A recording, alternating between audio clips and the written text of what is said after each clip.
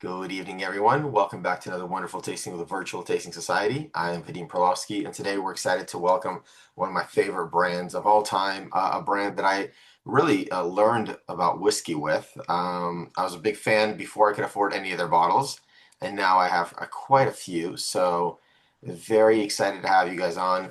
Joshua Hatton is here speaking for the Single Cask Nation, folks. Thank you so much for being here. Thank you for joining us once again. It's become a tradition, and we're so happy to have you. We're honored to have you with us today. Thank you for taking the time and for sharing some amazing drams with us. So, Joshua, the floor is yours.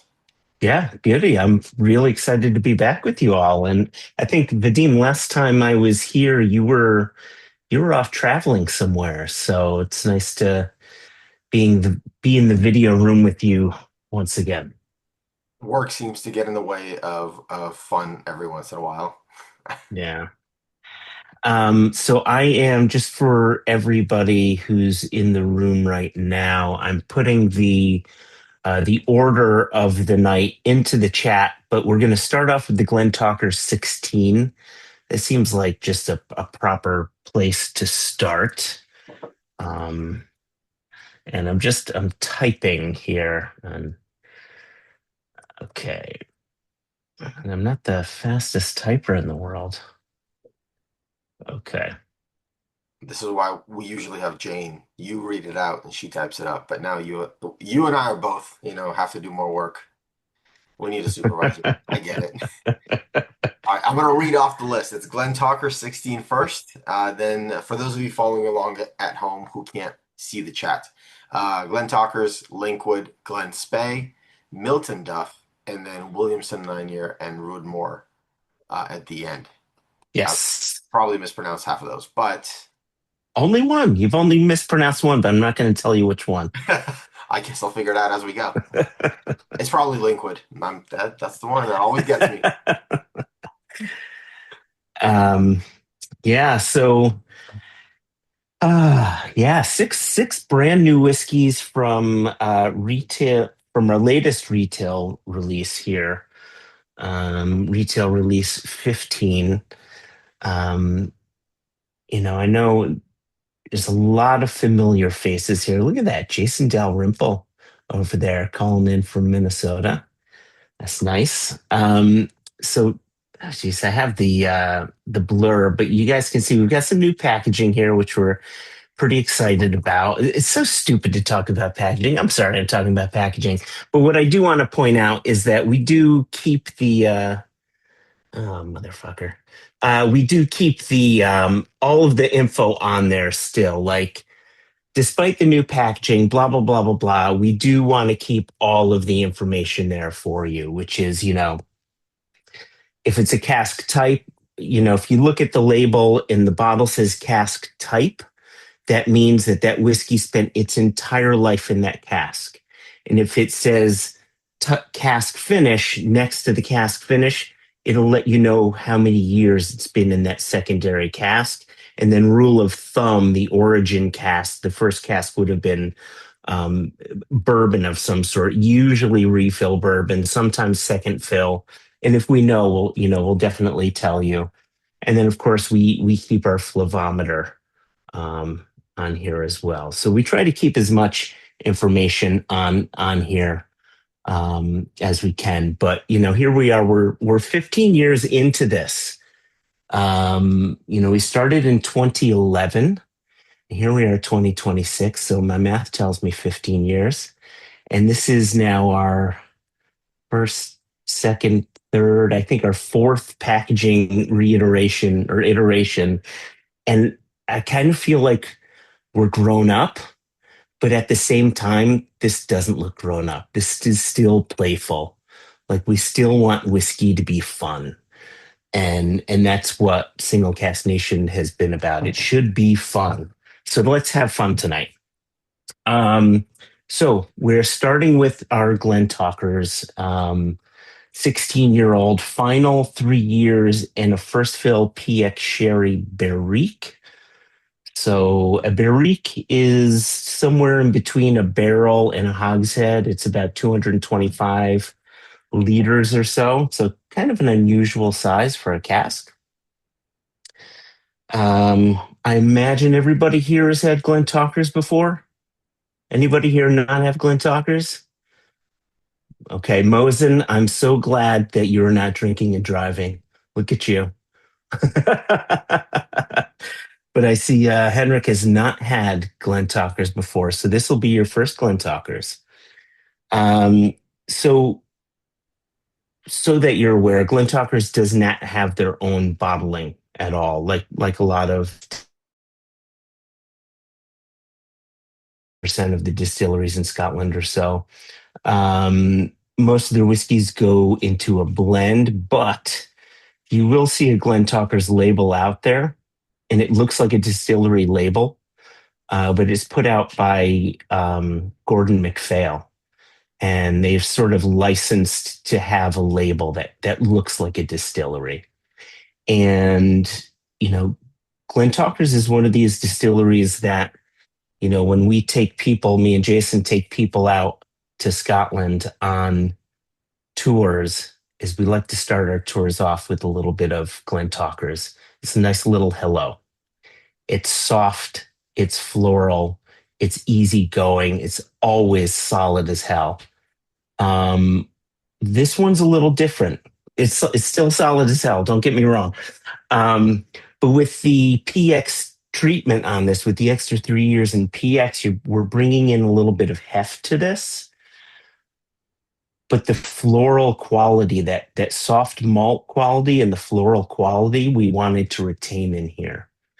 So look for that sort of Glentauchers calling card, a little bit of florality, a little bit of soft maltiness going on. That should play quite nicely with that PX character. Says, should the ABV 60.1% alcohol.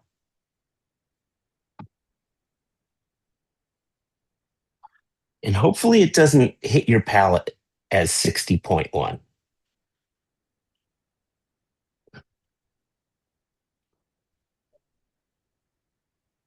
Should have a bit of spice, but overall, a nice roundness in the mouthfeel.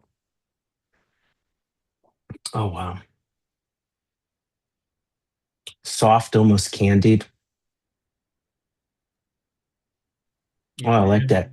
I added just a drop of water, and I get a lot of pepper on the finish after doing that. Yeah.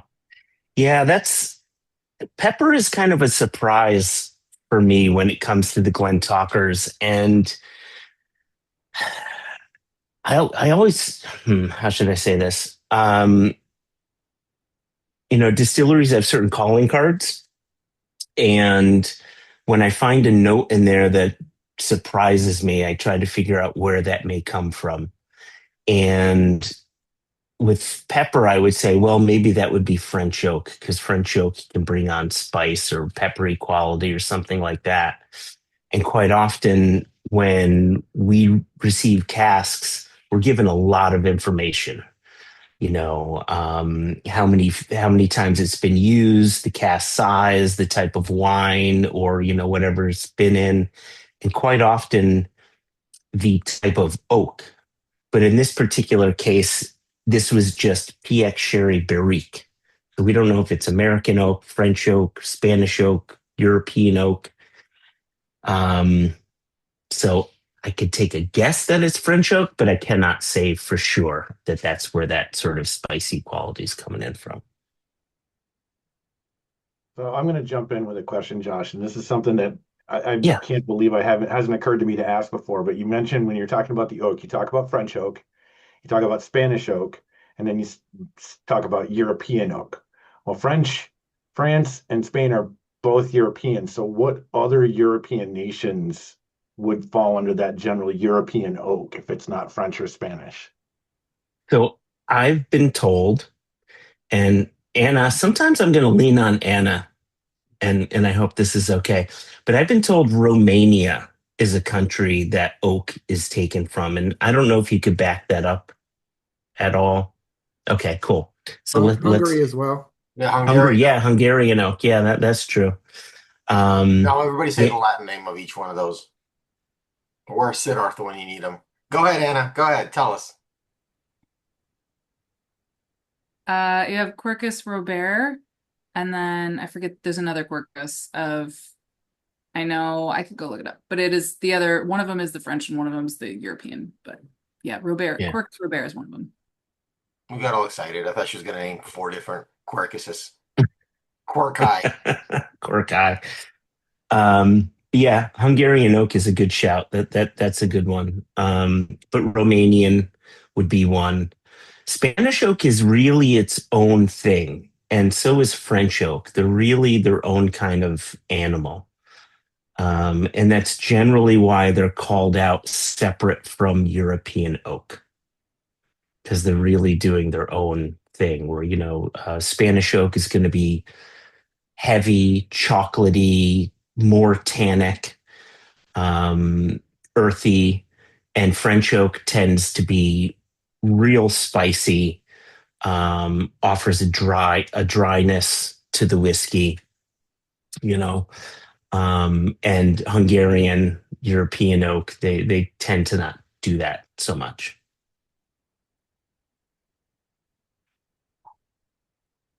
Not a bad little start to the evening, right? Little Glentauchers. How did you like it, Henrik?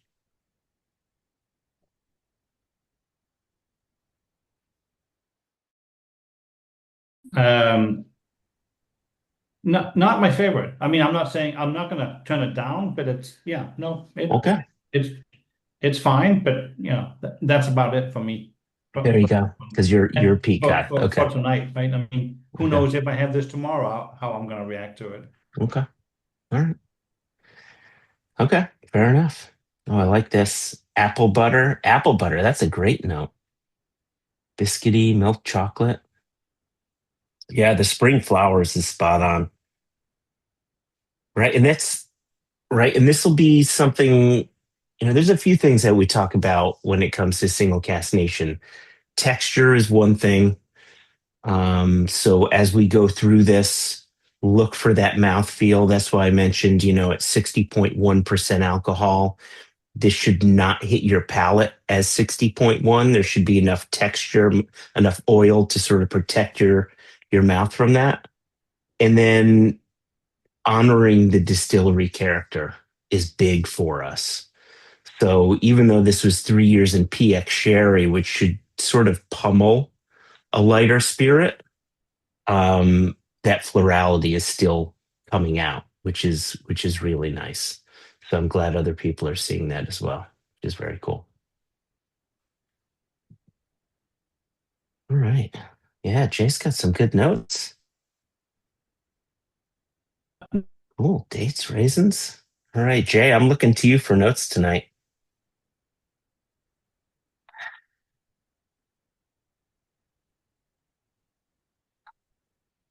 All right. Well, I don't want to go too fast, but I don't want to go too slow. Here we go. Quercus Patronus. No, Petraria is Petrea. Petrea. Petrea. Thank you. Yep. As French, Quercus Robert is European. There you go. Interesting. And It's like Hungarian oak is Quercus Frenetto. Fernetto, Frenetto, yeah. and that's what kind of oak? Hungarian. Oh, Hungarian. I feel Oh, like this wow. might need to be I need to go look and see if in Matt Strickland's book, if he talks about that or not in his book. Should we Uh, get the master distiller from Isle of Rosse on? Because it was like super oak talk last time. you may, because I cannot talk intelligently about about it the way he could. That's for sure. They tried to experiment with Russian oak, but it kept taking over. Oh, interesting. Moving on. Oh, okay. There was a joke in there. All right. Speaking of moving on, let's put a little more whiskey into our glass. Let's. I don't want to go too fast, but I've been dying to go for this Linkwood 18 year. Um, this one is actually a sister cask that we bottled for the Canadian market, and it's a style that really excites me for Linkwood. Um, Linkwood, as it gets older, can go in sort of two directions, at least that I've noticed.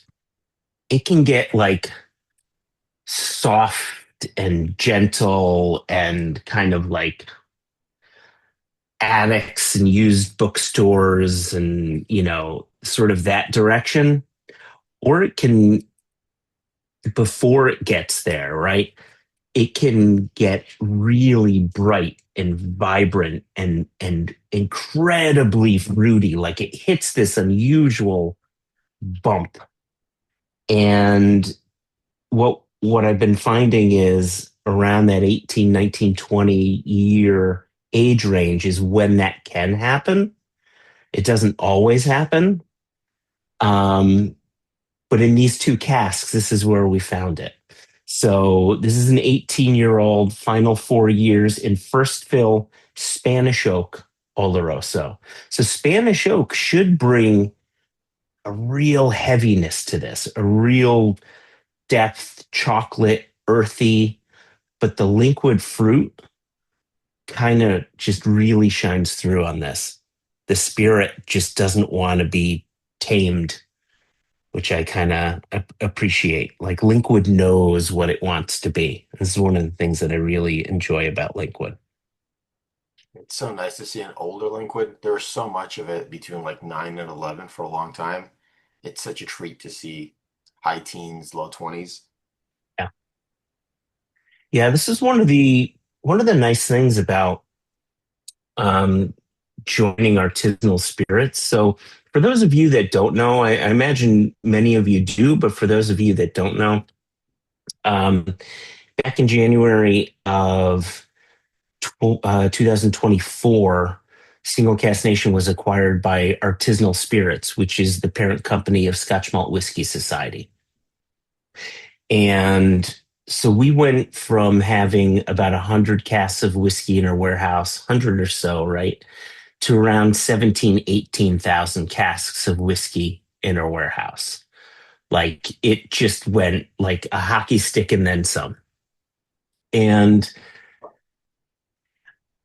what that did for us is it allowed us, this talks directly to what you were talking about, Vadim, which is prior to that, we were purchasing casks pretty much in the same way that a lot of other independent bottlers were purchasing casks. Brokers would buy from the distilleries and they would make certain vintages available to everybody. And everybody was sort of bottling similar vintages, trying to separate themselves by potentially using different cask finishes or something like that. Or maybe they would sit on the stock for a year or two and then release it at a different age, so they weren't bottling something similar to the next bottler, right? Does all that make sense to everybody? But when we joined Artisanal Spirits, this is a company who's had 17, 18,000 casks of whiskey that have been growing and growing and growing since 1983.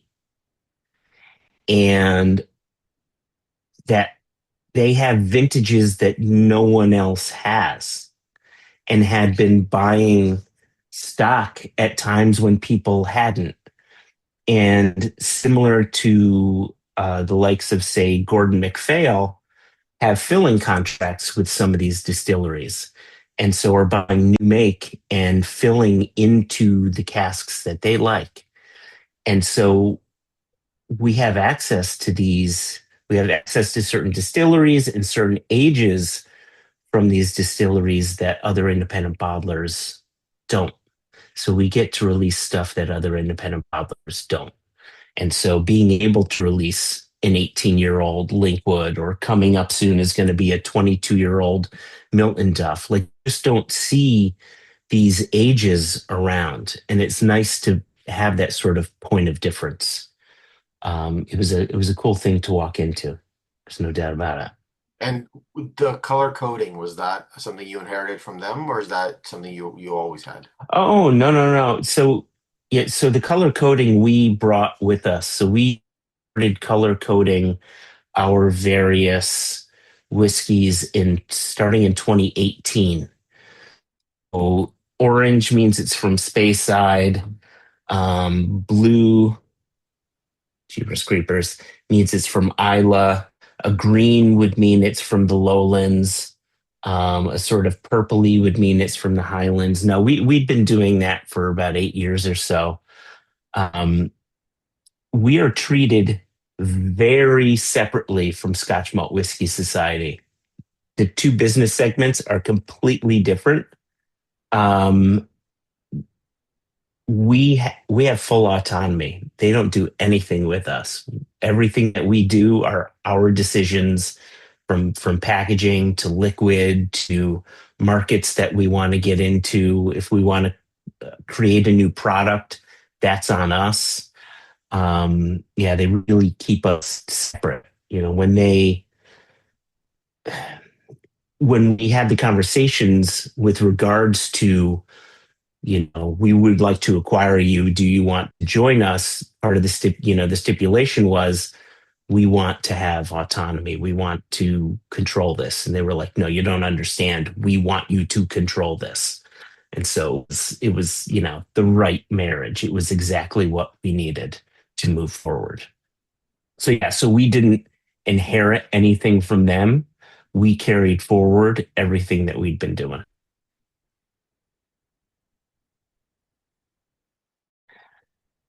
All right. Looking at some notes here. Jay is back. Heavier, fruitier, ripe fruits. This strawberries.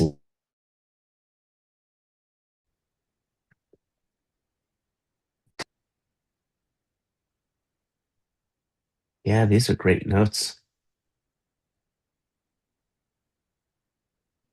What do your cats think of the whiskeys, Anna and Adam? Yeah, they like them. So much. They tend to, I don't know about yours. How do yours respond? My cat Spirit, he if he gets within 5 inches of my glass, he will run for the hills. And then my big fat black cat Ichabod, he'll smell it and he'll kind of wince a little bit, but then he'll come back to it. So he is kind of curious. The little, I think he likes the punishment a little bit. And then Angus just doesn't give a shit. He has no interest in, even no curiosity whatsoever.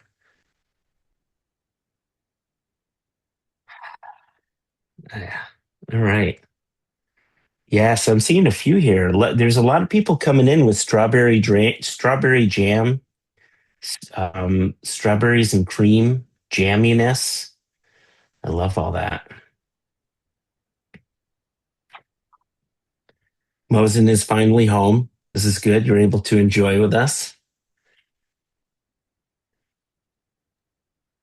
I distinctly remember last time I joined you. I don't, was it your own virtual? Somebody else's virtual. I was driving and listening in, and you gave me a hard time for not drinking and driving. A couple of years ago. This was probably like 2022 or something.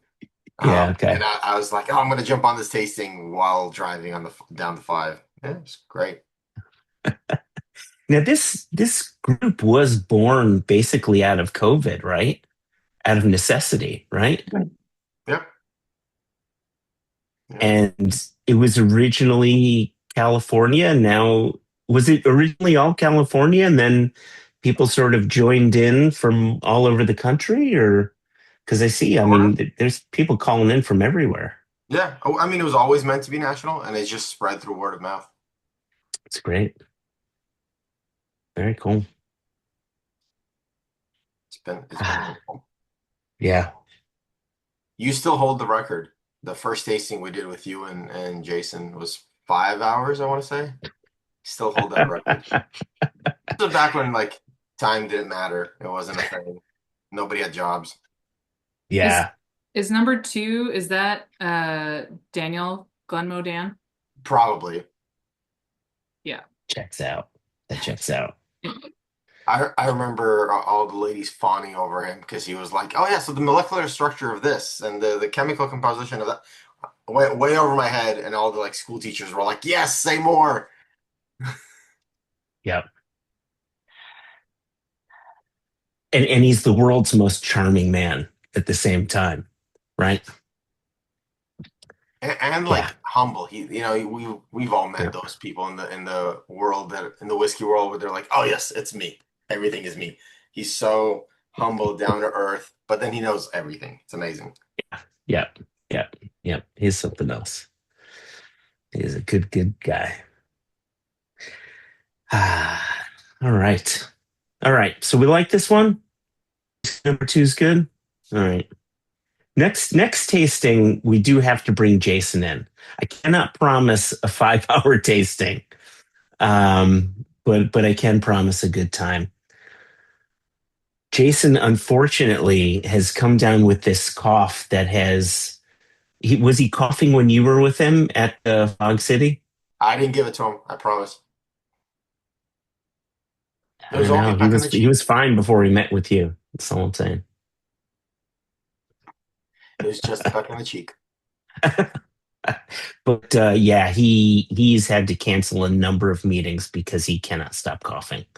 So yeah, I would have loved to have brought him in, but unfortunately, he's just under the weather. Typhoid edema is perfect. We will also accept Jess on a call at some point. Oh yeah, yeah. Actually, I mean, we are getting close to her time zone. I mean, at some She's point, it she's does come busy in full circle. Campbelltown. She doesn't have time for us schmucks. You know what I mean? What if I promised to bring donuts? Would that help? You'd have to upload them. Yes. I mean, we'd have to figure that out. But I would have donuts, on the Zoom call.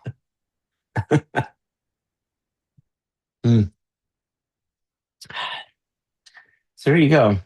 Linkwood 18, 58.6%. So just so everybody's aware, the font on our ABV is really small. In our next release, we have increased that. Not because the TTB told us to do so, but because we are old men who have to read things like this. So I think that this is 58.8% alcohol. I've noticed a new trend with a lot of brands Mhm. putting the volume somewhere really small and hard to find. It's been really frustrating. I'm like, why? Why? So like, especially American brands are trying to somehow hide the fact that it's a 700 ml. I'm like, just own it. It's fine. It's fine. I have to like flip the bottle over and check the Oh, like interesting. stamp on the bottle. There's been a few where Interesting. I'm like, it's not on the front. You got to look for it on the back. It's sideways. It's in italics, and it's also in Hebrew. What? It's also in Hebrew. I don't know. Well, like it's hard to find and figure out. Like you have to like jump through all these hoops. Yeah, I think there's a lot of brands that have finally moved over to 700 ml. Anna, is Lost Lantern over at 700 ml? Uh, no, because it's all still American Oh, for distribution. But I can tell you, still haven't heard the end of it of the changeover from some of our friends for Westland products. And like, This was how many years ago? oh Years, my God, years so ago. many years ago. Like, guys, it's 2 ounces and the prices haven't increased. So please, please, please, just please understand. Shrinkflation. It is what it is. It is what it is. And the thing is, what's like, well, why can't you have different sizes? And it's like, have you ever put those two next to each other and how that is in a bottling hall would be dicey. But that's yeah, not fun. That's not romantic and fun to talk about. Anyway. exactly. I totally Exactly. get it when a brand is like international. They're global, just streamlining everything. But if they're a small brand that only sells it in the US, I'm like, it's just shrinkflation. Then it's not being efficient. You're just trying to save 50 ml. I get it. And also fine, totally fine as well. Just own it. Just put the number on there, whatever. And to be fair, the liquid is not the biggest cost in the overall grand scheme of things. They're not saving tons of money by removing 50 ml. I mean, the taxes, the distributors, the insert all the, like Anna said, non-sexy shit here, is that's what costs. Oh God, it makes me want to drink. Okay. What are we going on to? What's our next whiskey? Did I say that it was our Glen Spey or our Miltonduff? Glen Spey. Ah, Glen You Spey. said Glen Spey, good sir. Yeah. Okay, good. Now this, strap in. Now this is one where when I usually ask people, have you had Glen Spey before? Or actually, I'll rewind. I'll ask people in the room, have you had Glentauchers before? And most people raise their hand. Have you had Linkwood before? Most people raise their hand, especially in groups like this. And then when I say, have you had Glen Spey before? A lot of people don't raise their hands. Right? There you go. A lot of people haven't even heard of Glen Spey. It is an unknown distillery. It has the most unsexy name in the world. However, separate them. Glen. That's a strong word in Scotch whiskey. There's so many Glens. Spey. Speyside, the Spey, the River Spey. That's really strong. You put them together and it becomes a big old flaccid cock of a name. It's not the best name of a distillery, but here's a distillery that's been around since 1893, I want to say. So they've been making malt for longer than we've been alive. And making malt for great blends. I think they're the base malt for the J&B blend. And they're known for having this really sort of heavy, nutty style of whiskey. So, like, if we want to get a little technical here, on the production side of things, when they're fermenting, instead of working with a clear wort, which leads for lighter, fruitier styles of whiskey, they go for a cloudy wort. They leave all of the particulates in from the grain to go for a heavier, nuttier style of spirit. And that is what Glen Spey is. So look for that in this whiskey. That's their base. If you find that underneath the sherry is not the nuttiness. It's the spirit that is the nuttiness here, which is really cool. It was an interesting thing, as we're going through our spreadsheets and seeing what's available. Let me back up a little bit. Since we joined Artisanal, the amount of casks that we've released has increased quite a bit. At our height, I think we released maybe 36 to 42 casks, somewhere around there. And now we're releasing around 90 casks, 95 casks per year. Now, part of that is we're in more markets. So we sort of have to please those markets. Actually, that's the big part of it, right? So what do we do to satisfy those nearly 100 casks that we have to bottle? So we're looking through our spreadsheets and we see these series of lines that say Glen Spey, and we're like, Glen Spey, do we even request samples from this? Like, we're in the business of selling whiskey and Glen Spey is the most unsexy name. Like, screw it. So we requested samples, and I want to say it was like 6 or 7 samples or so, somewhere around there. Maybe it was 8. I don't know. Insert number here. And they were all around the same age, between 13 and 15 years of age. And um, each one was as good as or better than the next. Really rich, hefty, solid mouthfeel. There wasn't a flaw in any of these samples. And so it became this situation for us where we said, years ago we started bottling and releasing a fair amount of diluing, and people followed us along on that ride and got familiar with it, not just through us, other independent bottlers were doing diluing. And then Inchgour became a thing, right? And then we started doing Teaninnick, just trying to bring people along on the Teaninnick ride. And now we're on this Glen Spey kick. Like, we just want to shout from the rooftops about Glen Spey. Like, I hope you all agree. This is kind of a beautiful, beautiful whiskey.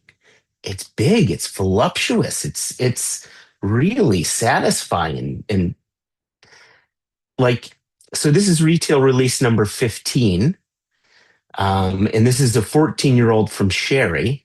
In retail release 14, we released a 13-year-old Glen Spey that spent its final 7 years in first fill bourbon. And so it was like a point counterpoint that we wanted to do from release to release. And in each of these, the Glen Spey has been my favorite from both releases. I cannot get enough of these whiskeys. And Jason is not too far off from me. He's more of a peat guy. Henrik, he's kind of like you. He really is like a peat fanatic. So I know where his favorites really lie, but like the Glen Spey is pretty damn gorgeous. This thing is absolutely delicious, beautiful. Cheers. I don't hate non-peated Scotch like some people think. I do hate rye, but that's a different story. But no, this is fantastic. I mean, so I'll be honest. For me, the first two was they're fine, whatever. This one, this is effing delicious, and I think this is very much a dessert Scotch to me. Mm, You know. I love that. I love hearing that. Cheers. That's really, really great to hear. Thank you. For me, I discovered Glen Spey from an independent bottler a couple of years ago, and I always got it confused with Speyside Distillery, which is also a thing, which I was like, Yeah. that's not confusing at all. I Yeah. prefer Ben Land or Ben Cruiser or Glen Valley Distillery. Just random names. Do you know this Speyside Distillery shut and it's moving to the Highlands? Oh, wow. Yeah. So I don't know that they can keep the name Speyside Distillery if they're in the Highlands. I mean, granted, Speyside region is technically a subsection of the Highlands, but you're not in Speyside. Like, once you move out of Speyside, you are in the Highlands. It's like, like not all whiskey is Scotch is whiskey, but not all whiskey is Scotch. It's like the same thing here. Like, yes, Speyside is within the Highlands, but once you leave Speyside, you're no longer in Speyside. You were in the Highlands. Like, what are they going to be called? So you might get your wish. It'll be called one of the names that you mentioned. But now this is different than the Spey distillery, right? So Spey is Speyside. Okay, Yes. so they're moving. Yeah, so Speyside used to have some old packaging that just said Speyside, and then they moved to that sort of fancy perfume, tall perfume bottle that they just called the Spey, and that's the Speyside Distillery. I just want to add that I got a chance to taste this at the Fog City Social, and I really, really liked it. It appealed to me on so many different ways. Cheers. Got a Oh, bottle. oh, nice. There you go. You got it. Yeah. And now I'm finding out it's cheaper on your website than where I bought it from. Oh, Time to get a second. yeah, there you go. Yeah, I don't know what shop you've partnered with. Yeah, I guess you've got sort of a discount with that shop.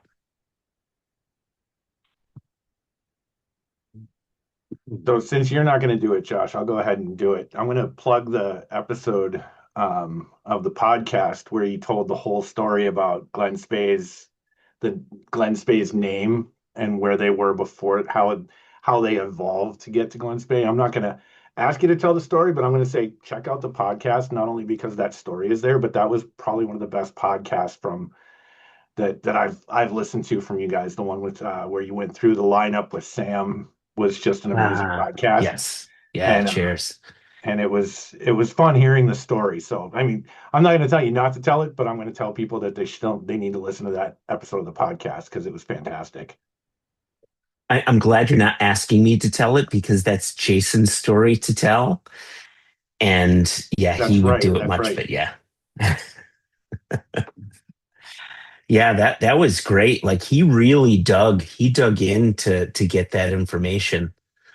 Um, yeah, yeah, that like so much so that when he was telling that story in the podcast, I was learning along with Sam and along with everybody else who was listening to the podcast. That was my first time hearing it.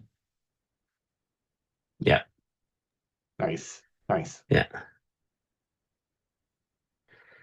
All right. There you go. We're 3 whiskeys in.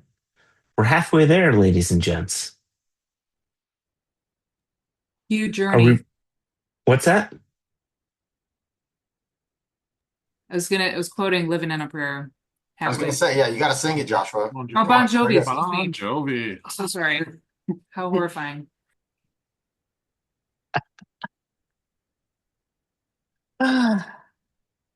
That's good.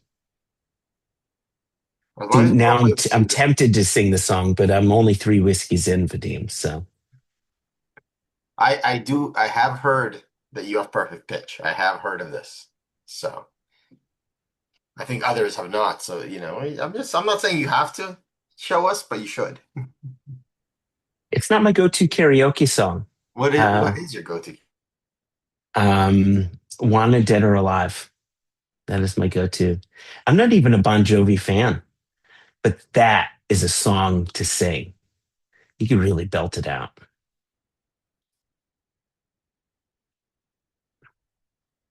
All right. Are we ready to go to the other side of the tasting and move on to our Miltonduff 22-year-old? Oh, this is a very fun cask type. This is going to be quite fun. Josh Groban. This is going to be a very fun cask type to talk about. So some of you may remember last year, I think it was last year, we released for retail a whiskey called Plus Carden Abbey. It was a 16-year-old. And of course, there's no distillery named Plus Carden Abbey. It's Miltonduff. And it was this sort of interesting case of find a cask, fall in love with a cask, and then being told, oh, you can't use that distillery's name, and wondering why the fuck can't we use the distillery's name? No one knows Miltonduff. Miltonduff doesn't have a brand name. There's nothing to protect there, but we're rule followers, so we're not going to put the distillery name on the label. So we bottle the whiskey, we label the whiskey gets loaded onto a pallet, ready to come to America, and then we get told, oh, guys, we screwed up. You can use the distillery name. Well, now we have a story to tell. That 16-year-old was Miltonduff. So that was the last time we bottled Miltonduff. 16-year-old. And the final 3 years of that, I want to say, was a second fill PX sherry cask. With this one, this is a 22-year-old with the final 5 years in a new cask type that we've been playing around with. Or dabbling in as far as, tasting.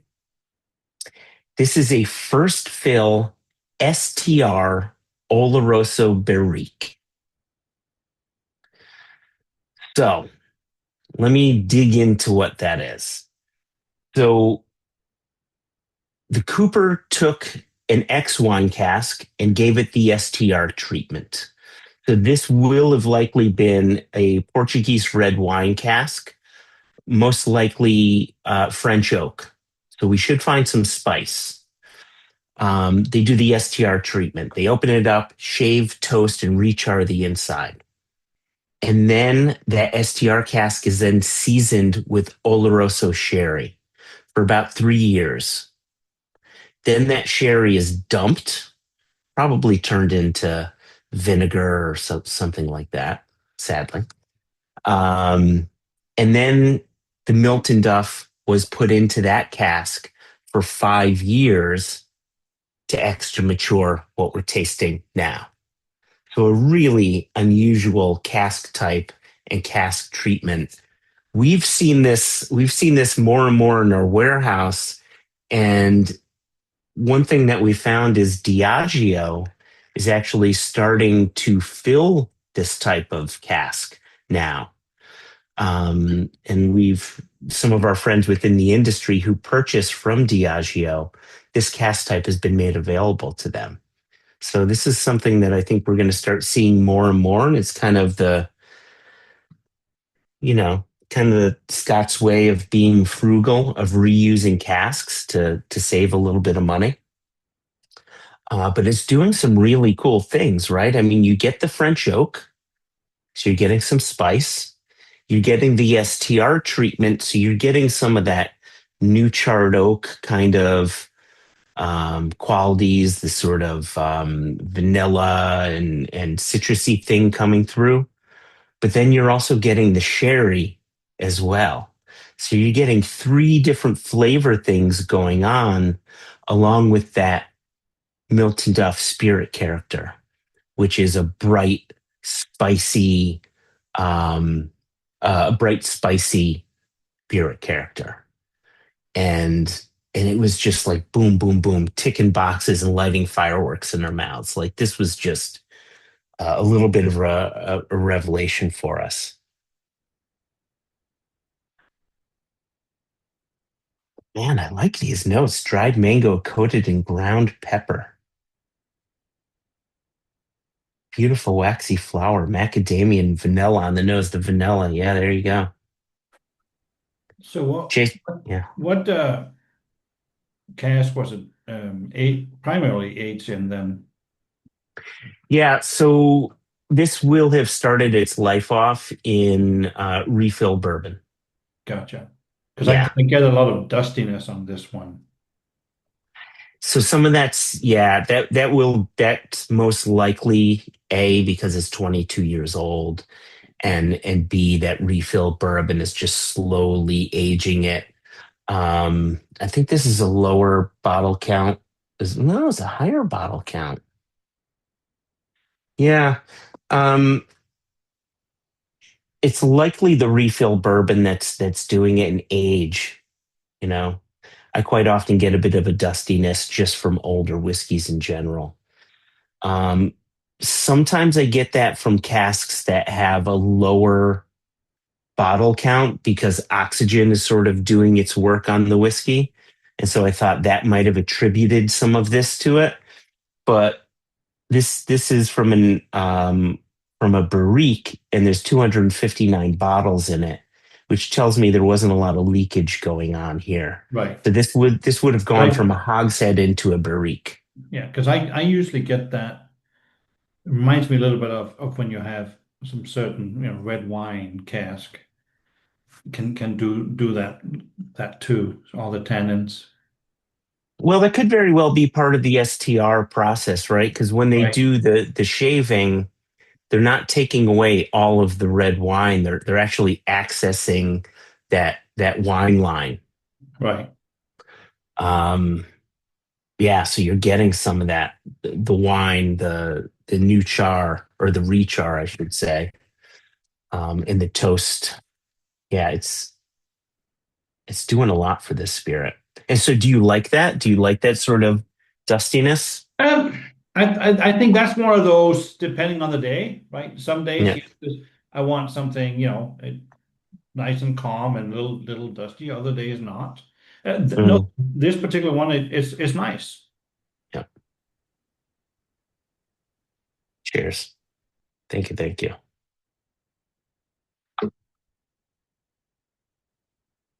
56.2% on this one. Is this anybody's first Miltonduff? There we go. Jason, Tony, John, and Mosen. I can't tell if you're raising your hand, Mosen. You're not raising your hand. You're giving me the finger. I can't tell. It's my second Miltonduff. Oh, it's your second Miltonduff. It's okay. Fruity Pebbles. Oh, I like this. Wow, you guys have some really fun notes. So the bottles, your expressions that have a cask finish, Yeah. in general, it's going to be ex-bourbon and then finished in that, right? Yeah, so let me dig into that a little bit, right? Um, at any given time, there are around 20 million or so casks of whiskey in Scotland. 20 to 25 million, depending on how the whiskey industry is going. So we're probably closer to 25 million right now. And because here in the US, to produce bourbon or rye, we have to use new charred oak and we can't reuse those casks again. We sell those casks off to the Scots for Scotch whiskey, to the rum industry, all around. We simply can't use those casks again. So the Scotch whiskey industry gobbles up a lot of our ex-bourbon casks. And so about 95% or so of those 20 million casks are ex-bourbon. So sort of rule of thumb on what the origin casks are when it comes to when it comes to any bottle where you see a cask finish, a rule of thumb is that the origin cask is ex-bourbon and not something else. Makes sense. If it were something else, then we would definitely highlight that.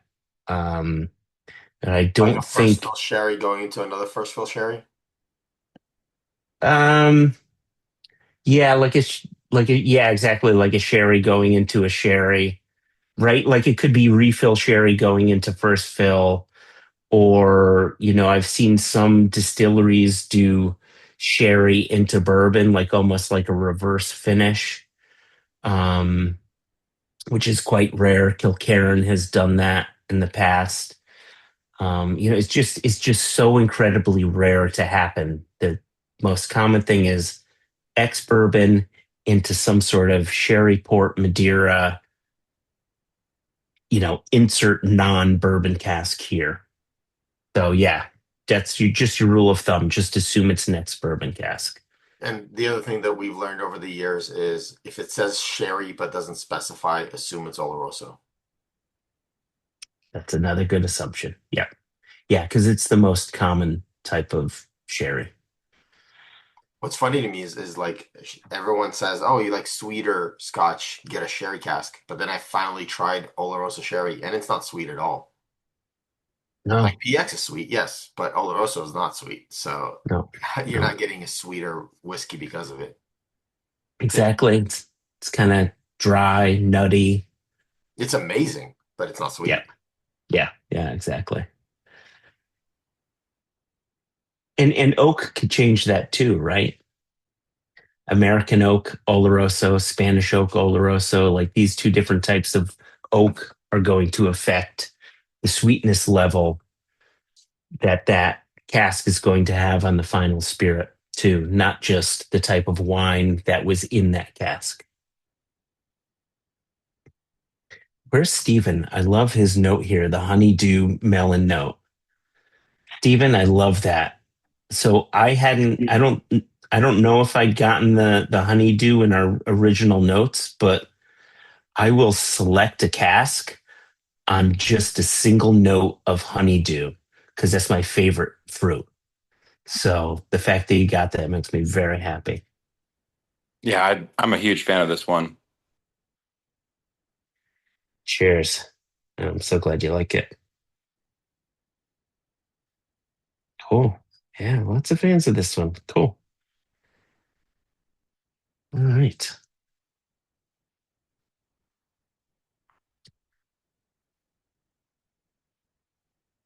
Yeah, this might be my good night dram after this. Let's just put that one to the side. All right. After this one, One oh, thing, go ahead. sorry, real Mhm. quick. One thing, Yeah. I think Jason brought this one to Fog City, I believe. Okay. Let's just say yes. Yes.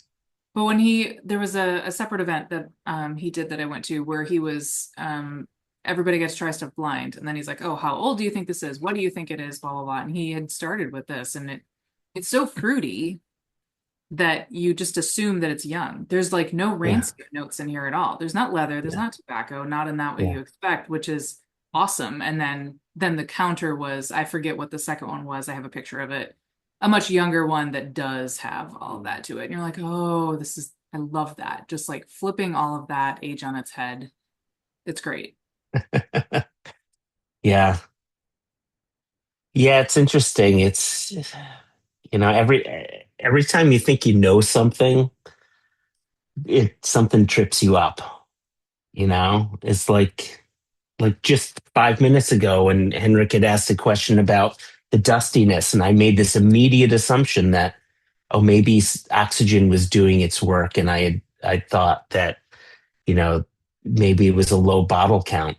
And nope, it was not a low bottle count. It's like it's just once you put that liquid into cask, like science goes kind of out the window. It doesn't go out the window, but like alchemy is introduced and you sort of lose control. Magic happens. And I love that. Like for as much science and oh shit, my daughter's calling me. When is my daughter calling me? Uh, can I put you guys on pause for a Yeah, I was second? gonna say if you need to grab that, go ahead. We'll pause it for a second. Go ahead. Welcome back.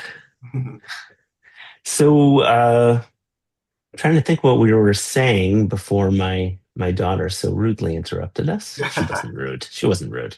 No, She's a good not at girl. all. We're talking about how we know nothing. We know nothing. We're like Jon Snow. We know nothing. That's it. Yeah. Are we ready for Little Pete? That's what we call Henrik. Fine. Do I have to twist arms? So we're gonna start off with the Williamson 9-year. And Is that a sister cast to the 8-year-old that you released? What was it? A year or two ago? No. what's the cask number on that 8-year?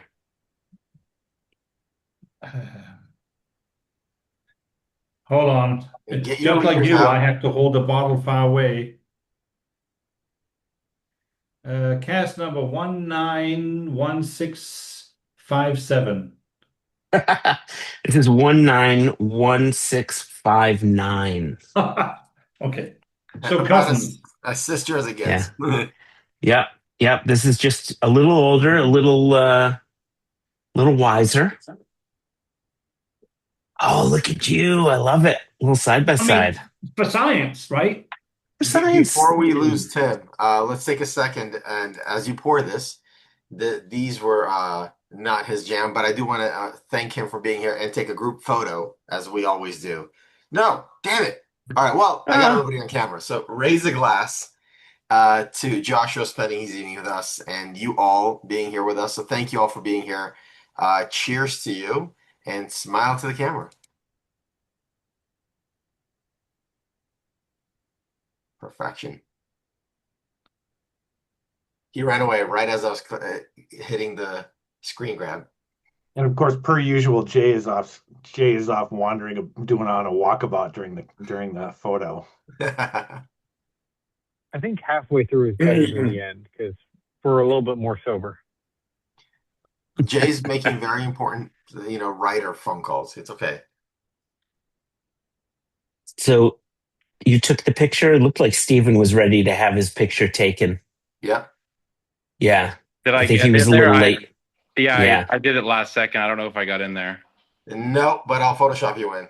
Okay, cool.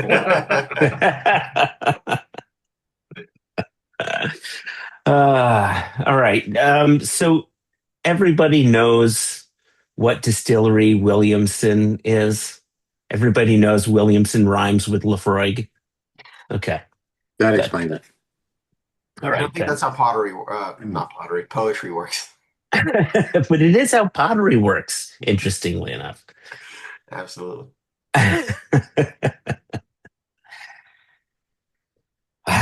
Yeah. So, this is the beautiful thing about Isla whiskeys. 9 years, refill bourbon. You'd mentioned this, I think, before. I don't know if we were off camera or not, Vadim, but I think Henrik had his 8-year-old that he was holding up, and the liquid was quite light in color. I think this one's a little darker in color. Jeepers creepers. But when it comes to Isla, you don't need much cask influence, especially at a young age. It kind of shines really nicely, and so this one does step back a little bit, but it is quite fruity, which I really like on this one. So let's give this one a go.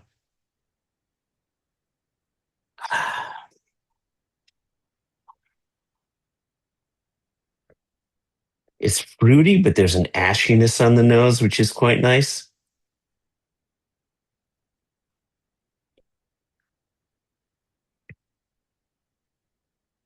It's like if you're walking around with a bowl of fruit and someone accidentally dropped their ashtray onto your bowl of fruit.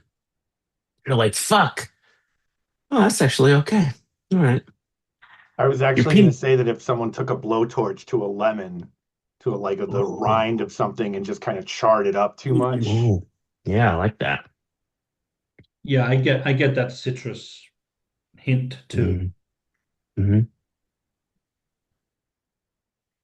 All I know is I think Trent finally found a way to connect us to the new generation, the ones that are not drinking. Give them this.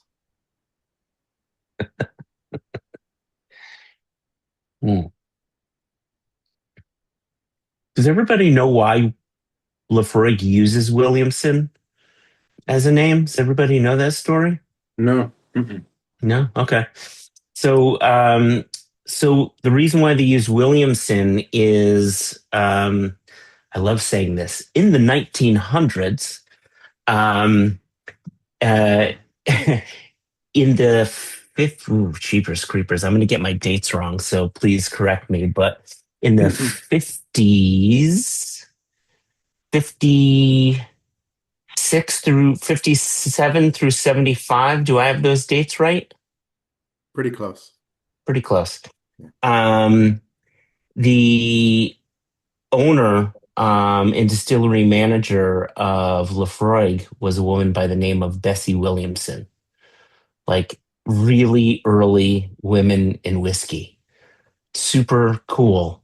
And at a time when women in whiskey just wasn't a thing, even today it needs to be more of a thing, but at a time when it simply was not a thing at all. And so Lefroy uses her last name to honor her as the name for her spirit. So when they are trading casks for blends or just in general, they call their spirit Williamson. It used to be people thought that Williamson was a teaspooned malt. And you will see a lot of bottlings that say Williamson blended malt Scotch whiskey. I have yet to see a single piece of paperwork that says Williamson that also has a commodity code, because this is the unsexy side of things. All whiskey types within Scotland have commodity codes. And blended malt Scotch whiskey, single malt Scotch whiskey, single grain Scotch whiskey, blended grain Scotch whiskey, right? All of these have commodity codes. I've yet to see a single Williamson that has anything other than single malt Scotch whiskey commodity code. Teaspooned whiskey just really isn't a thing. So Williamson single malt Scotch whiskies, Lefroy, they use the name mostly to trade or when they don't want you to use the distillery name. But everybody knows what it is. And they don't really try to hide it too much. And I kind of like that. It's a nice little nod. I think it's not a little nod. I think it's a pretty great fucking nod. I mean, to me, the best Lefroy's I've ever had was called Williamson. Okay. Yeah. I mean, and they're this one included. Cheers. I really appreciate that. Did you do your side by side? I did. And I like them both. I mean, okay. My wife is more of a fan of the 8-year than the 9-year. But I mean, they're very similar, but there are definitely some differences. I don't know to me it's kind of like picking your favorite child. I love them both.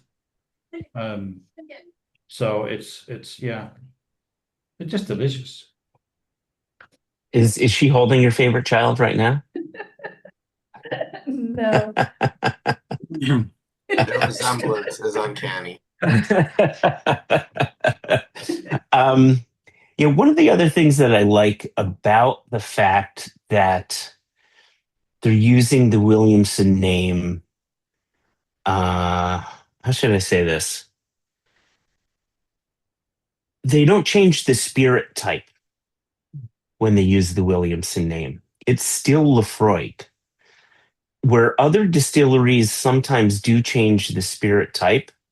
Highland Park have 2 different spirit types. There's the Highland Park spirit that they use for Highland Park. And then there's the Whitlaw spirit that's sold on as Orkney malt. And so you'll have some whiskeys out there that can be called Highland Park, and then some that just say Orkney, and they quite often have a slightly different flavor profile to them. And that's usually because it's the Whitlaw spirit, which is a bit different in flavor profile. They're overall. writing it differently on their stills? They're specifically making it differently? I wish I knew the exact difference. But I know that there is a difference to it. Interesting. I mean, so I think this is where I think the proof come in as well, because these, are much higher proof than the regular, if you take a Lefroy 10, right?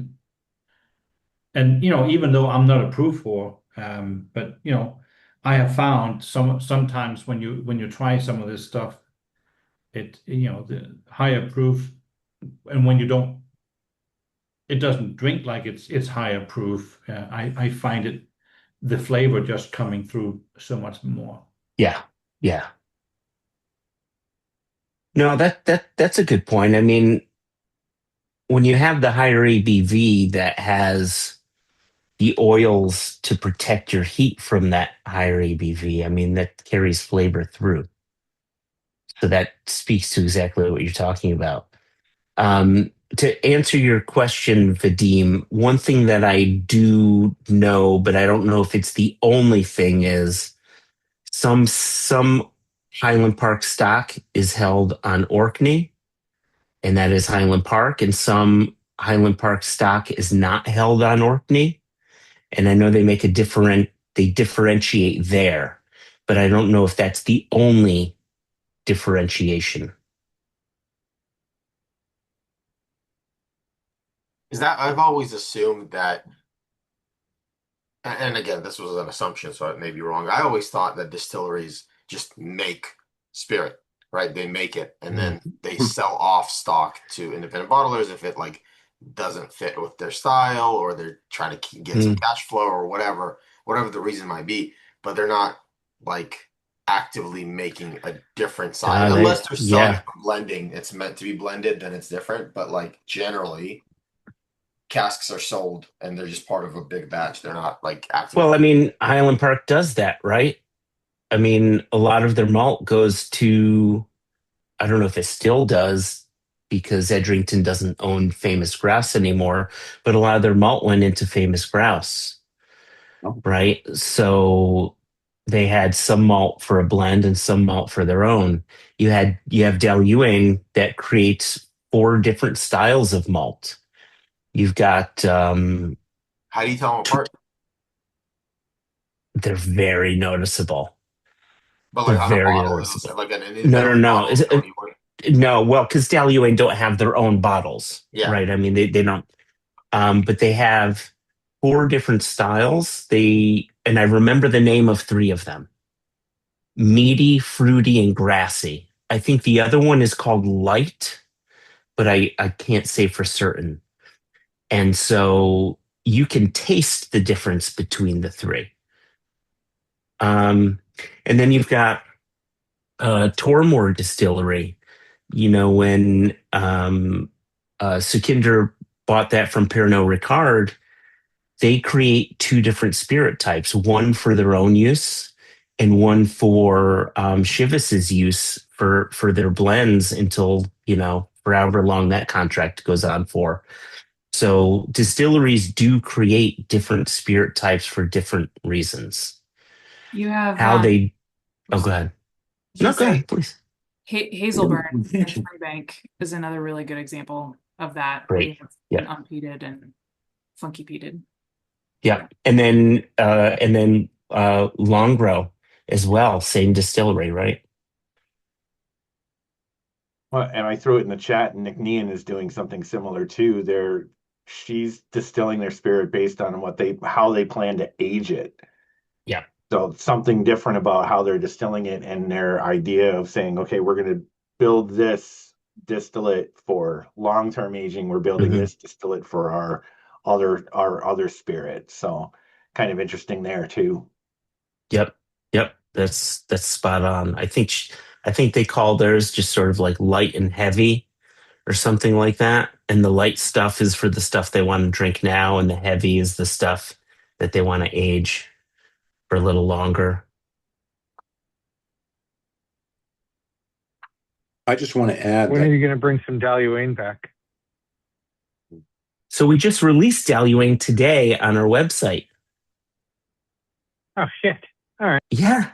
A 13-year-old from a first fill American Oak PX sherry cask. It's like drinking a used bookstore in a dusty attic with dark chocolate and dates. You guys got me hooked on Dalewing. Cheers, man. Fucking love it. It's such a good spirit. And so that one, by the way, that one is their heavy spirit. That one really is just like deep, heavy, rich. To your point, Anna, like it's 13 years old, but it drinks like it's much older. It has that rancio old, it kind of turns things upside down. You just expect it to I remember tasting it and thinking, how is this not 33 years old? And it's 13 years old. Like it just drank completely different than expected. Glen Elgin. I'm looking at your website. What the heck is a Glen Elgin? Glen Elgin's a Diageo owned distillery, Worm Tub distillery. So heavy spirit, yet floral in flavor, and extra matured in a first fill port barrique. And it's the second ever port cask we've ever bottled. Wow. Yeah. We don't bottle port casks too much. And But there's that one another was worth it. Williamson 9-year-old on the website. Henrik, there's another Williamson on the website. It's a Second different fill PX. Yeah, that one's I second fill know, I PX. saw it. I saw it. So a little bit of confusion. There's the Williamson on the website is a cask number, and I found a similar listing at retail, but it's six numbers off. Were there different bottlings or more casks of this Williamson Yeah. 9? Yeah. Okay. Yeah, it's a different cask. Okay. I think the one you saw might have been a cask exclusive for a shop. I think. It's high time, so I don't know if that is. This is the tough thing. Now that we're bottling close to 100 casks per year, I'm losing track of what we've bottled and where it's going, and it's a weird thing. Yeah, It's the a one I'm very looking weird at thing. on high time is 58, I think, percent, and the one we're tasting is 63.8%. It's a different. I think the batch. ABV of this is wrong on the sample. I think it is, at least on the website, the cask. If this is the cask number 659, then it's We're not tasting the 68.1. online release. We're tasting the retail release. Okay. Yeah, the retail release. It's No, I'm looking at the retail list. I'm looking at the Yeah. retail list here on It's the website. 58.1. Yeah. 58.1. Yeah. What does the sample say? 63 point something. 8. Oh, I must have carried over from a previous event. Sorry, we copy and paste as best we can. Yeah, it should be 58.1. Your sample may be mislabeled. So what we're drinking is 58.1, not Yeah. the 63.8? Correct. Yeah. I just want to add that. Whatever we're drinking is effing delicious.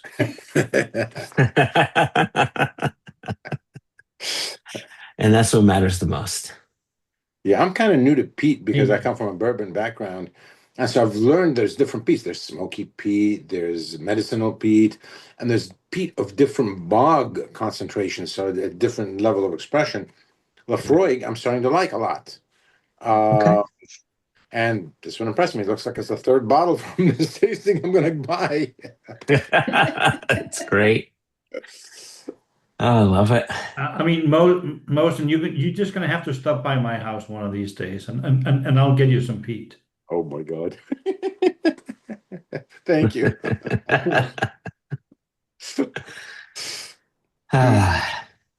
All right. Speaking of peat, let us go to the one that Vadim mispronounced. So I'm gonna type this into the whatchamacallit here. Ruadh Mhor. Into the chat. How do we pronounce that word? How do we pronounce this name? Ruadh Mhor. Ruadh Mhor. That's the way I've heard it. Yeah. Mhor with the V. Yeah, Ruadh Mhor. Yes, you're right. Yeah. I actually had a question on this, Joshua. Yeah. Because other independent bottlers that do peated Glenturret, it's Ruadh Mhor, M-A-O-R. And and then you guys do Ruadh Mhor, M-H-O-R. Is it the same translation? Is it the same thing, or is it something that sort of just got lost in translation and someone calls it this and someone calls it that? That's a really good question, because I've seen that too. I've seen the MAOR, and I don't know where the heck they're getting those spellings from, because all of the paperwork that we've ever seen has the MHOR. I've never seen anywhere that And I'm has a the huge fan MAOR. of peated Glen Turret, so I have quite a few bottles. And Single Cask Nation is the only one who does the MHOR. Which, it's just great. It's just one of those, Scotch whiskey lore kind Interesting. of, just foibles that happens within Scotch whiskey, which is super fun. Yeah, all of the paperwork that we have is, again, because we're rule followers, we just transfer over what we're given, and it's MHOR. So Ruadh Mhor, peated Glen Turret, which is not produced at Glen Turret anymore. They stopped running peated spirit altogether. So I don't know how much or how little there is, but stock is dwindling and dwindling and dwindling. This one is all 11 years in first fill sherry. No finishing, just straight up first fill sherry. Not going to give, well, you know the ABV, 62.2. I'm not going to lie to you. I'm not a fan of Glenturret. I just don't love their spirit. It tends to taste like Play-Doh to me. But their peated spirit, I quite like. Sometimes I like. Sometimes it tastes like tire fires, and sometimes it tastes like magic. And this one kind of tastes like magic to me. It's kind of like, I don't know if people know Caroni rum or Coroni rum. Sometimes that rum is like tire fires, and sometimes it's just massive fruit bombs. And I always think of Ruadh Mhor as kind of like that. Like it's this, sometimes you get this weird monster, and sometimes you get this beautiful peaty fruit monster. And that's what this is. So this is 80 ppm, 80. So this is more peaty than any Isla distillery, with the exception of Octomore, right? Octomore is going to be higher than this. But yeah, 80 ppm. And Mosen, to your point about the different types of peat, so the Williamson will use Isla peat, which gives you that sort of medicinal, coastal, iodine kind of quality, but also citrusy as well. Where this Glen Turret, they're using peat from the Highlands. So it's going to be smokier, earthier, sometimes floral as well, but the sherry is going to be overtaking that florality on this. So I personally don't get much floral in this. Yeah, that's a very good description. Thank you. Yeah. It tastes like a peat that's grown in like a thicker, heavier, darker soil. So yeah, it can express some fruit, and it's just richer body, if I would put it. Mm-hmm. Oh, Sometimes Highland peat has like a very chemically kind of gasoline nose to it. And when I do tastings and stuff and highlight, I mention that it's because it's like Jurassic. So like obviously oil is just broken down organic materials, which becomes gasoline. And Highland peat is earthy. It's decaying earth. Whereas Island peat is decaying seaweed. So it's a little bit different. So anyway, it's just something like I noticed because I love comparing the two styles. Isla peat, more medicinal, more, briny, more, maritime. And then Highland peat, especially sometimes if you get into like Bollican, it's just very like kind of gasoline almost. yeah. And personally, I love it. But that's why there's that, it's because that's what gasoline is. Anyway. Yeah, well said. Makes a lot of sense. Thank you.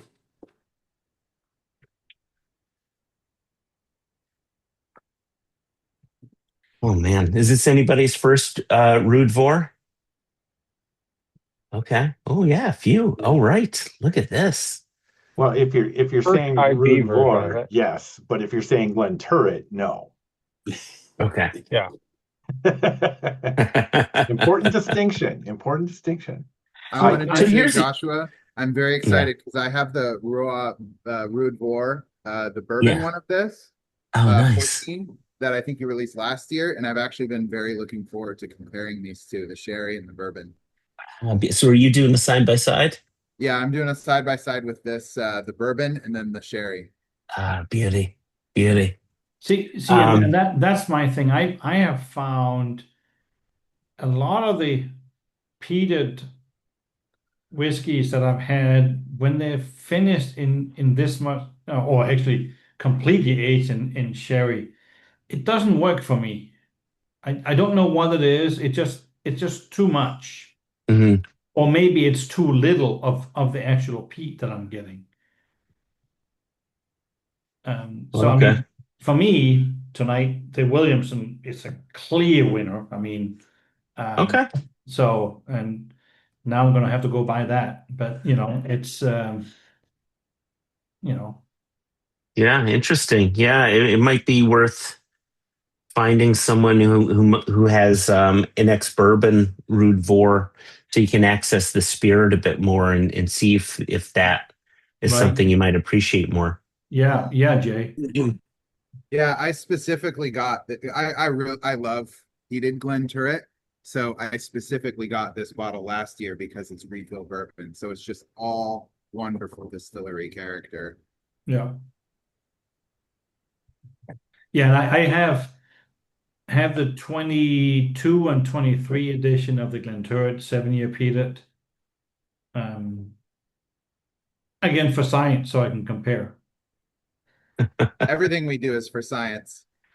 All for science. For me, it's exactly the opposite. I can't really taste the sherry in there, but I can definitely see that it's a difference with this Ruadh Mhor. I love this. This is awesome. You know, and Cheers. and I'm a huge Octomore version 0.2 fan. Whatever year is, that's usually the one I like. And this is better at a better price point. Oh wow. Wow, those are strong words. Yeah, I would say those are fighting words even. And I'm not saying that I'm going to quit buying Octomore version 0.2 whatever year it's in. It's just that this is, maybe it's just that I've been doing Octomore now for 2 or 3 years, but this is, because I think it's different is why I'm enjoying it so Yeah, much. no, totally. And again, if we all drank the same whiskeys, it would be kind of boring, right? So, Yep. and yeah, I'm on that Octomore bandwagon too. I have the last 3-4 years of them. So, I have 3 bottles for you. I know. They were just too good of a price to not pick up. It's funny what you said, Chris, about how you're not getting the sherry in the actual palate. My comment in the chat was that I'm really I'm loving the nose more than I'm loving the palate. Like I feel like it's getting over sherried on the palate for me. Like I agree with you. I lose those vegetal notes. I lose that peat a little bit. And I'm kind of saddened by that, but that doesn't mean it's not absolutely delicious. And that may be differences in palates because I generally love sherry bombs. So I'll see somebody that writes a review on something and they think it's a sherry bomb and overdone on the sherry. And it's like, oh, this is my jam. So I get, Mm. so that's probably part of what's going on here too. Have you tried putting a splash of sherry into your whiskey? Bottom, I hadn't thought about that, but that's kind of sacrilegious, but it's probably not the worst of ideas. It's not such a bad idea. So I do that every now and again. I've got bottles of Glenmorangie Astar, which is just straight first fill bourbon. You just add a little bit of Oloroso sherry to it. It's beautiful. I know it's sacrilege, but sacrilegious. You know what? It's your whiskey. You drink it the way you Yeah, like it. I, I know it's more of a Scotch thing, but I think about something that Jimmy Russell said. Is this somebody that had like taken one of their expensive single barrels, like a Russell Reserve 13, and then like added Coke to it, and did like a Russell's Reserve and Coke. And somebody asked Jimmy Russell, well, what would you say? Thank you for drinking a Wild Turkey product. Yeah, exactly. It's funny. We literally had this conversation with clients 2 days ago over dinner, and I said one of the things that I really like over the years of hosting these events and being in the whiskey community has been that it made me more respectful of other people's views in general in life because of that ethos for whiskey. Mhm. Drink it how you like it. So I because of that, I judge people less. You want to be called Joshua, or you want to be called Josh, you want to be called Ben, like whatever you like, cool. No skin off my back. I don't care. Right? You want to have your whiskey with a splash of water or soda. I'm gonna do what I like. You're gonna do what you like. As long as we're both respectful and you're not hurting me, I'm not hurting you. Whatever. Mhm. So you approve of the smoky cokey? If that's what you like, probably won't be the thing that I reach for, but if that's what you like, you know what? It's funny. I was having drinks with when we were planning our Lafroig event. I met up with the Lafroig brand ambassador, and we were sitting at a bar, and obviously we wanted something that was Lafroig. There's nothing Lafroig on the menu, so I asked for a paper plane with Lafroig, and Ooh. it's the greatest riff I've ever created. The bartenders, we asked them what we should call it. It's the smoking section, and it's fantastic because bourbon makes in my opinion, bourbon makes it too sweet. So just equal parts, a paper plane, but with peated scotch, and it's just perfection. That sounds great. Joshua, I asked in the chat, and I'm sure you didn't see it, I didn't. but I was wondering, and we didn't taste it tonight, but the Auchentoshan one. And the thing that gets me on it is the toasted marshmallows. So that's why I had to ask. Like where that flavor is coming from? Yeah, I like Auchentoshan. Yeah. This is the only time I've tasted your products is here at the Virtual Tasting Society. Mm-hmm. Mm-hmm. And so I was really curious about this one. So I just want to make sure we're talking about the same Auchentoshan. You're talking about the one that was on our website. Yes. Okay. The 13-year-old. The 13-year-old. So that one, the secondary cask was an ex-peated cask. Okay. So did you know that was an ex-peated cask? I'm fine with peat. But did you know that that's what it was, is what I'm asking. No, I did not. So I think that's what it is. So you're getting this. So first off, there's a fair bit of vanilla going on there, which marshmallows are all vanilla, at least for me. But then you're getting that smoky element coming through because of that secondary peated cask. And I think those two elements together are giving you that toasted marshmallow note that you're getting in the Auchentoshan. Okay. I remember you and Jason specifically saying you are like looking for an Auchentoshan. That is not a brand you like normally love. Jura and Auchentoshan were the ones, and I'm surprised to see one on your website. That's amazing. Because it was so weird. We had to do it. It's not that we don't like Auchentoshan. It's a perfectly fine whiskey. It's just we wanted something that was striking. and that one we thought was pretty damn striking. And then we did another one for Binny's in Chicago, and that one was just like fruity. So someone here had mentioned, I think it was Stephen had mentioned it before, was talking about honeydew melon. That one was all honeydew melon, and that one was we did for Binny's.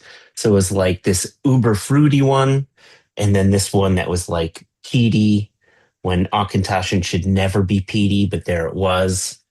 Yeah. Um, so did that, Tony, was that your question? Did I answer your question? Did I skirt your question? I'm probably not.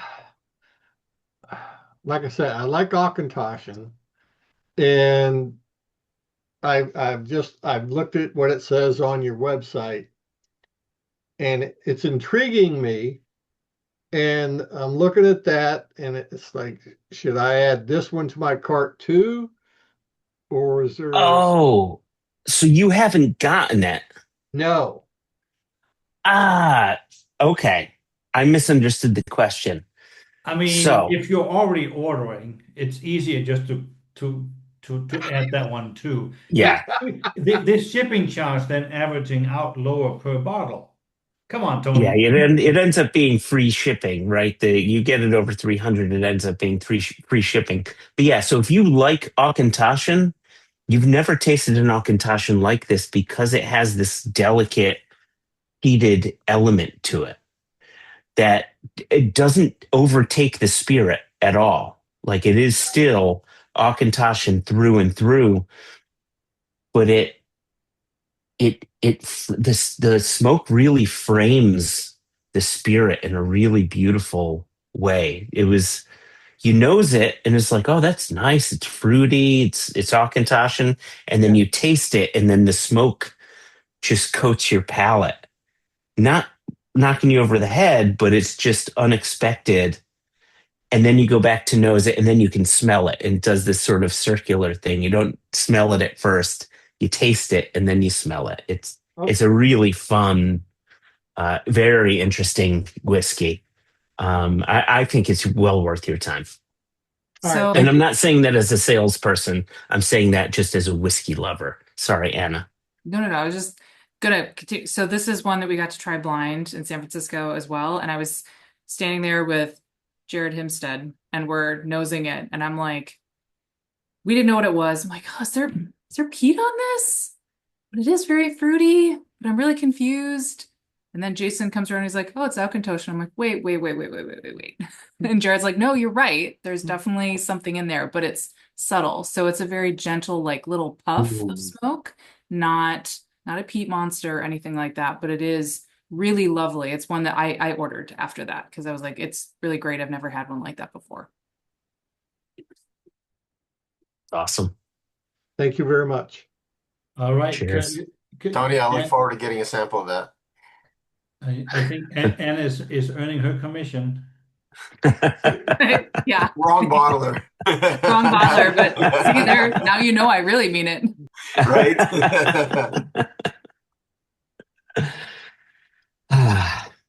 All right. Have you ever had the toasted marshmallow note before? Any other whiskeys you'd recommend that you've tasted it on before? If clearly that's a note that Tony's excited about. Ardmore. Okay. Ardmore. Yeah. Get marshmallows in Ardmore. We did an Ardmore for Roma Wines and Spirits in New York a few years back. And the tasting note, if I remember correctly, the tasting note was marshmallows and weaponized confectioner's sugar. Perfect.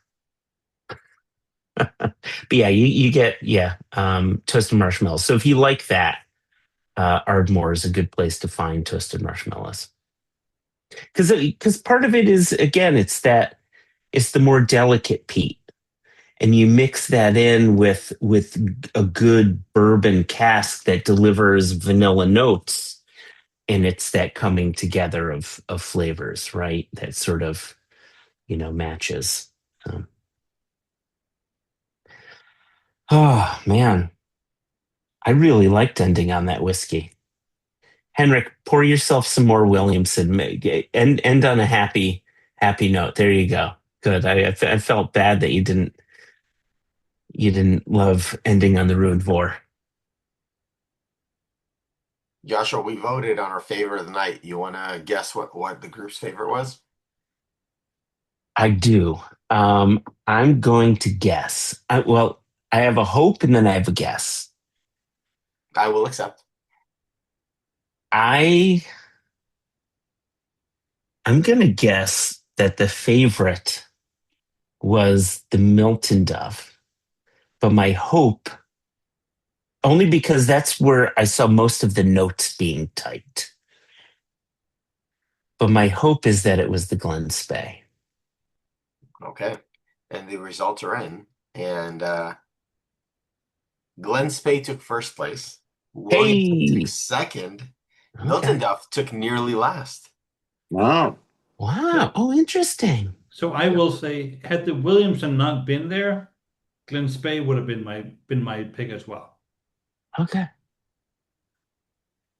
Wow. And again, this is people voting for their favorite of the night. So there's oftentimes there's like, oh, I really love that one, but another one just like won by an inch. Yeah.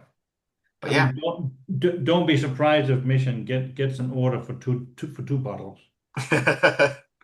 Enjoy. That's awesome. Oh, I'm so glad. Glen Spey. Seriously, we're going to bottle more. If you liked that is the style, and it's consistent. So if you like Dalyuing because of its consistent style, like we're going down that route. We're going to bottle more. So I'm so glad that you guys liked that, loved it clearly. So thank you all so much. That's great. Yeah.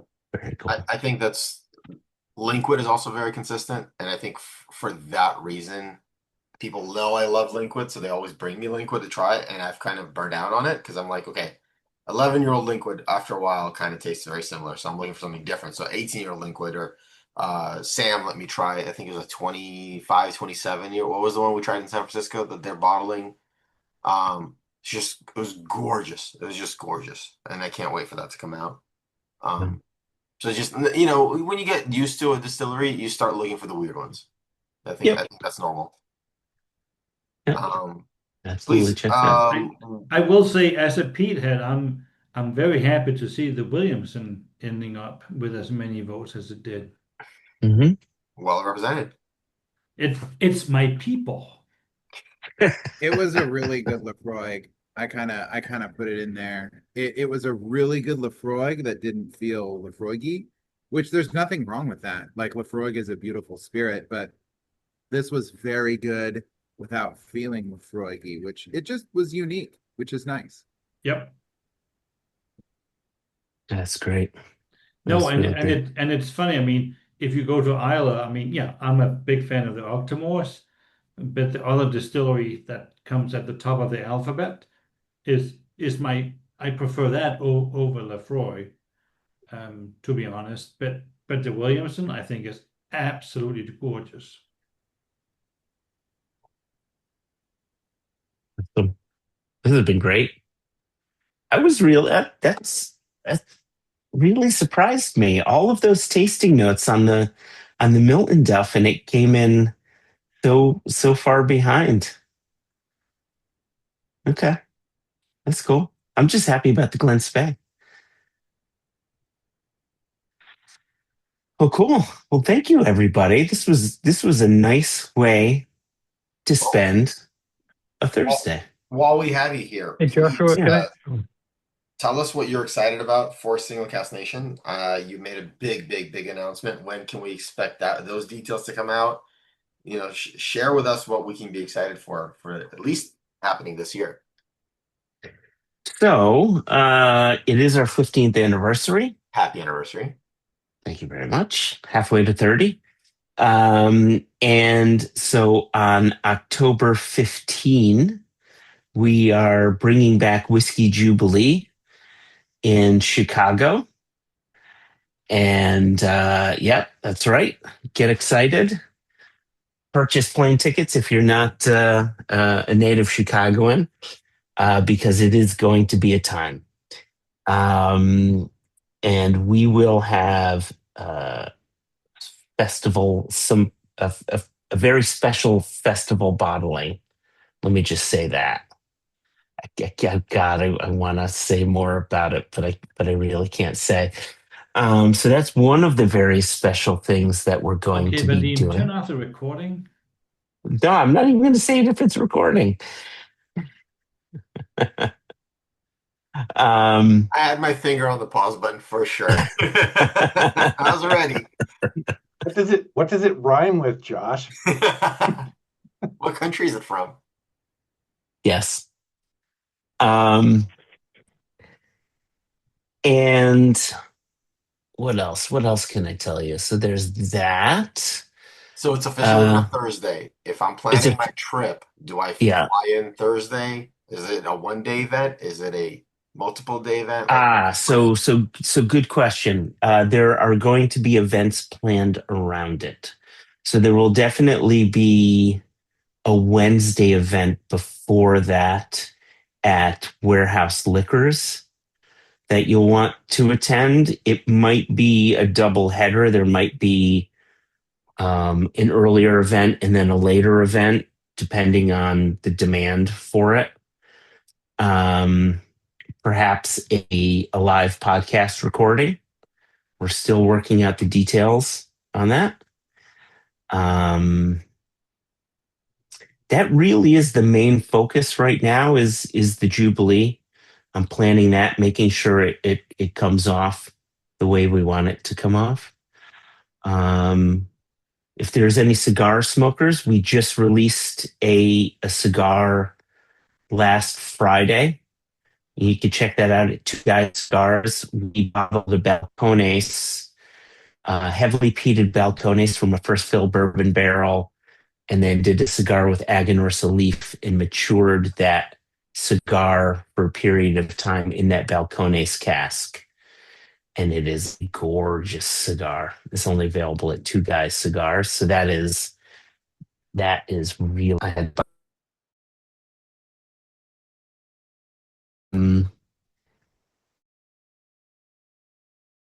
Can't say what they are just yet. Man, there's stuff I want to say, but I can't.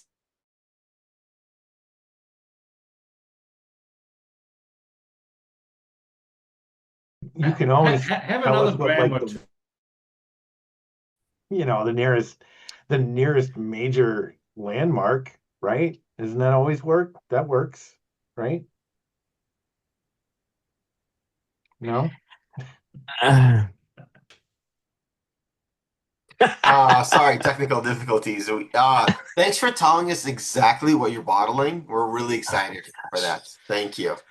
Oh gosh, I just Put it hope down, Springbank record can it. make enough, right? Oh, geez, did I say that? You told us not to tell anyone. I know. Sorry. It's so cool that you made a blend of Pappy and Springbank together. Right? What else are you gonna aged it in do? Gallo wine barrels. I thought they were ex Bartles and James. Yeah. Yeah, they were actually ex-Zima casks. Oh, you just dated every single one of us in here. That was rude. Yeah.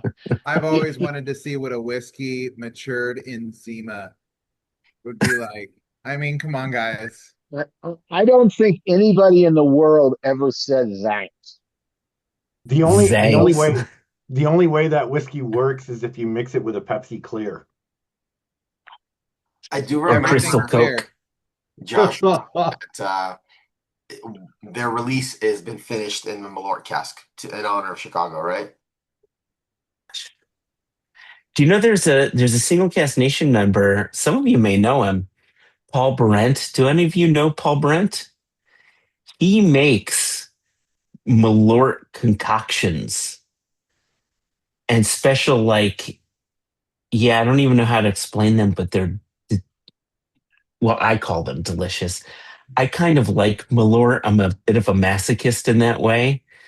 I like bitter things, but he does weird things with Malort. Like he'll put Malort with Ardbeg and yeah, I'm gonna The invite him question to is bring that some does it Malort make it things. Malort weirder, or does it like bring it back into like the realm of drinkable? He tries to bring it to the realm of drinkable. And he gets there. He gets there. He's passionate. As long as he's not putting it in Tabasco. Who would put whiskey into a Tabasco cask? Yeah. Anna, Come I'm on. looking at you. Anybody? Anna? Do you know anybody who would do that? Or Anybody in New Completely Orleans? crazy. or a pickle cask. Or a pickle cask? Who would No do idea. that? So weird. If somebody's going to do it at some point, you almost know it. It's been done. I promise you, it's horrific. It's not a pickleback. Trust me, I have a whole bottle of it. It's awful. We have to trade samples. Yeah, I want a sample of that. Ask JJY. He's got some.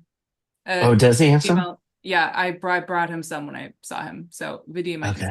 I will sign it around, please. Make it gone. that we're not gonna drink it. So. I found a way to use up unwanted bottles one year. It was fun. Awesome. Well, Joshua, I know it's late for you. So any other questions for Joshua while we have him? Anything else you want to point out? Will there be swag available at the event? That's a good question. We are sorting that stuff out. I want there to be swag. I really want there to be swag. I want there to be some cool stuff. Like this is a big celebratory thing. It is commemorating a lot. Like we in 2018 when we put the Jubilee to sleep, we didn't know that we would ever bring it back. And now that we are, we want to make it the coolest thing that we can. And so, yeah, will we do swag? Will we do some other stuff? Like, yeah, we're gonna make it the best that we can. So we'll see. Everything is in the works. And I'm glad to hear we have it on the recording that this is the first of many more Jubilees to come. You're bringing it back. This is not a one-off. Great. I'm glad to, and this ends our recording now. If I had it my way, we would. If I had it my way, we would never have gotten rid of it. But so I mean, like Jason or Jess? Who would it? Well, no, we would have blamed me too because it was just too much for like two people to handle. So I may know someone who's really good at setting up events. I'm looking at Anna. I'm not talking about me. Really quick, Joshua, are you guys going to be at the Glasgow Whiskey Festival in November? Jess will be for sure. I tried going there last year, but then came down with COVID like as soon as I landed in Scotland. So that was fun. So I couldn't do it. You will be there? Yeah, I'm going. I'm really excited. Supposedly a fantastic event. Yeah. But yeah, so SCN will be there. Jess will definitely be there. And Chris, Swede Scott will be there. So I don't know if you know Swede Scott, but he's definitely someone you should meet. All right. It is past midnight o'clock. It is officially tomorrow on my side of the pond. So on my side of the country. So awesome, Joshua. Thank you so much. It's been an absolute pleasure. I know I saw Jason at Fog City. Potentially, he said we will have the honor of hosting him in person the next time he's back in town in fall. Yeah, nice. But thank you so much for taking the time and for sharing these wonderful liquids with us. And hopefully, we can have you back at your next release whenever you're ready. I would love to do that. I really appreciate you having me, and great seeing everybody as always. Awesome. Thank you so much. Cheers. Good night, everybody. Good luck on the move. Thanks, Josh. Thanks. Cheers. Bye.